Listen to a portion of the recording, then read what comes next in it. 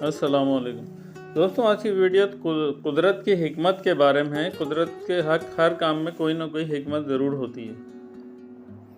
एक गांव में एक बूढ़ा किसान रहता था। इसके पास एक खूबसूरत घोड़ा था जिससे वो खेतों में काम लेता था। एक दिन इसका घोड़ा भाग गया।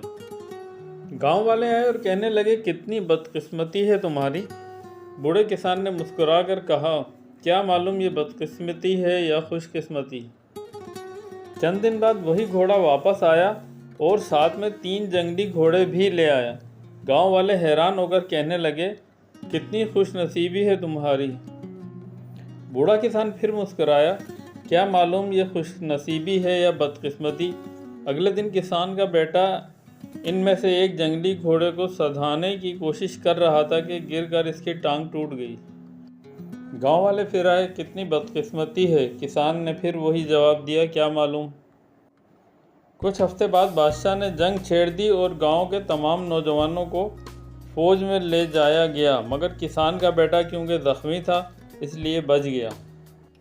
अब गांव वाले बोले, वाकई तुम्हारी किस्मत बहुत अच्छी निकली। बूढ़ा किसान सिर्फ मुस्कुरा दिया। ज़िंदगी में जो कुछ होता है वो फ़ौरन अच्छा या बुरा नज़र आ सकता है, लेकिन वक्त के साथ पता चलता है कि हर वाक़या किसी बड़ी हिकमत का हिस्सा होता है। दोस्तों, ये वाक़या हमें बताता है कि सब्र, शुक्र और उम्मीद को कभी ना छोड़ें।